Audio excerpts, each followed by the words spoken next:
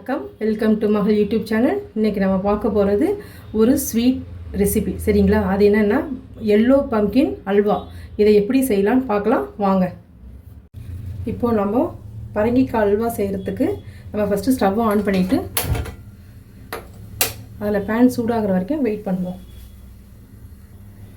இப்போ அதில் ஒரு ஸ்பூன் நெய் விட்டுட்டு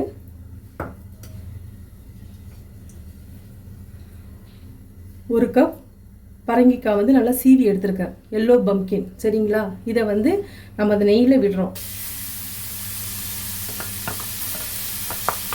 பட் நல்லா இதை வந்து நல்லா வதக்கணும், அதில் இருக்கிற தண்ணிலாம் போகிற அளவுக்கு.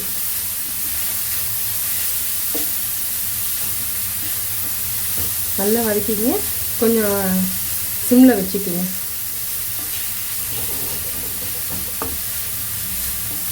இப்போது இது நல்லா தண்ணிலாம் நல்லா வற்றிடுச்சு. இந்த நேரத்தில் நம்ம ஒரு 100 ml வந்து மில்க் வந்து காய்ச்சின பால் அதில் விடுறோம். ஏன்னா அது நல்லா வேகிறதுக்காக. இது நல்லா வேகும்.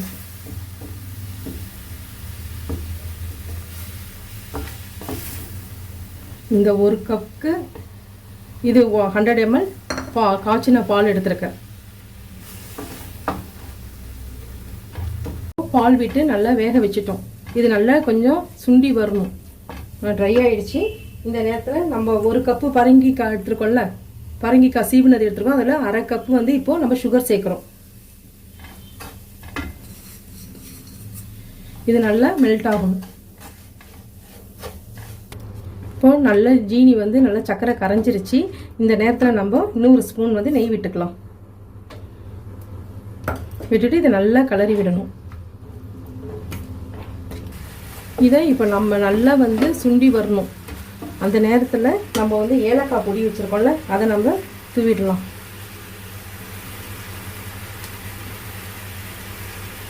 இது நல்லா உங்களுக்கு கெட்டியாக வரணும், அது வரைக்கும் நம்ம கிளறி விடணும்.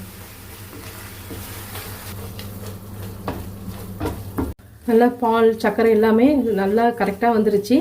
இந்த ஸ்டேஜில் வந்து நீங்கள் நெய்யில் வந்து முந்திரி உங்களுக்கு என்ன நட்ஸ் வேணுமோ அதை வறுத்து அதில் போட்டுங்க. இப்போ நம்ம அதை செய்ய போகிறோம். அதுக்கு ஒரு பேன் வச்சுட்டு அது நல்லா சூடானதும் ஒரு ஸ்பூன் நெய் விட்டுட்டு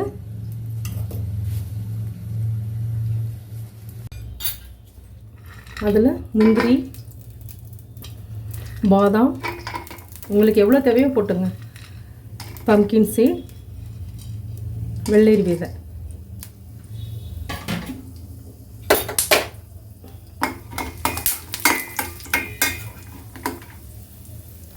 இப்போது நல்லா வறுத்தாச்சு.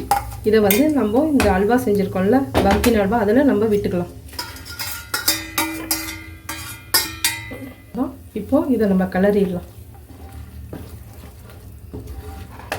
நமக்கு பம்கின் அல்வா ரெடி. அவ்வளோதான். இப்போ பம்கின் அல்வா ரெடி ஆகிடுச்சு. இதை நம்ம ஒரு பவுலில் ட்ரான்ஸ்ஃபர் பண்ணிக்கலாம்.